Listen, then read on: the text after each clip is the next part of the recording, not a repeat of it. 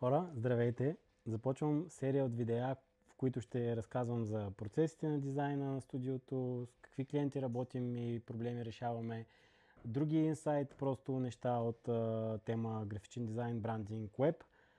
И просто ще си говорим един интересен диалог, в който се надявам да ви покажа по интересен начин нашия свят на дизайнерите.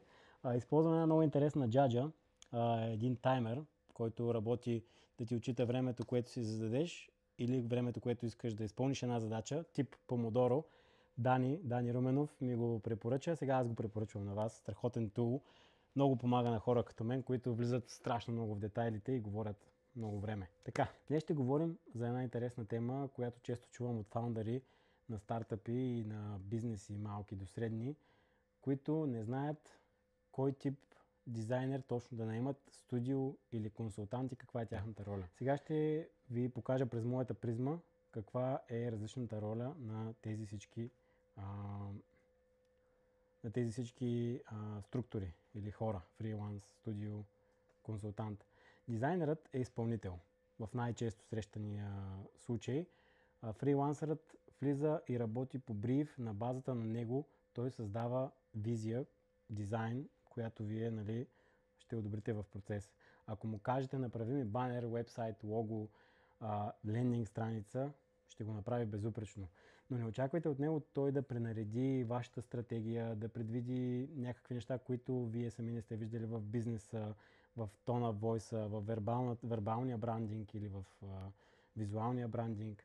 Това не е работа на дизайнера. Това е все едно да искаш от главен готвач да сготви менюто, да планира менюто, да зарежда склада и да ръководи ресторанта. Това са много различни неща, които евентуално, ако ги изговорите преди това с фрилансъра, може да се получи, ако той има повече умения, но това не е негова задача. Студиото от друга страна, той не е просто човек, а е система. Там има креативен директор, арт директор, бранд стратег, графичен дизайнер, UX UI дизайнер, копирайтер, маркетинг или поне част от тях. Така работим ние. Студиото не просто създава визия, а той води цял процес. Тоест, той може да предложи цялостно решение и методика за нещо, което да се изпълни по определен начин и да има консистентност в повече пера на бизнеса.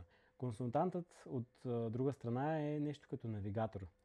Ако още не си сигурен какъв е проблемът на бизнеса ти, не знаеш кой от тези двата човека да наемеш, студио, той не е човек, но може да бъде както в случая, или фрилансър, затова се консултираш първо с някой. Това в България не е честа практика и виждам, че губи на много хора и време, и пари, и главоболия.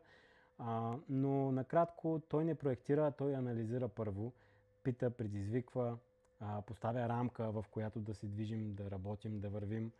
И това е човек, който би ти казал: не, на теб не ти трябва нов сайт, не, на теб не ти трябва ново лого, по-скоро ти трябва по-ясна оферта, 3 нови секции, те трябва да отговарят на въпросите на клиента ти и ясен и изявен call to action, призив за действие.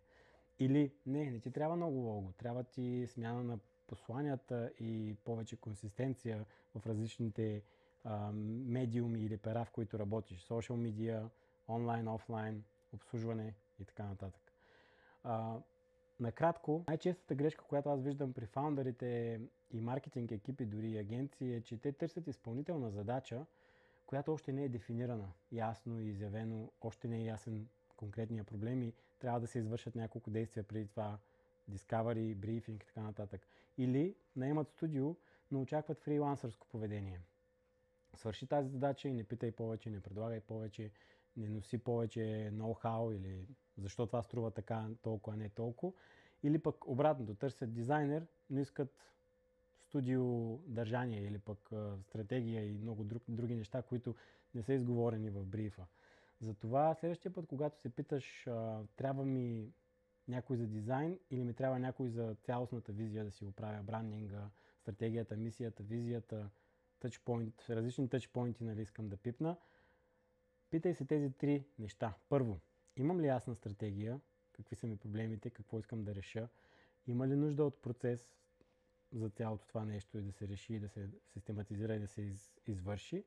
Трябва ли първо да се ориентирам ако те предишните два въпроса не са ми ясни.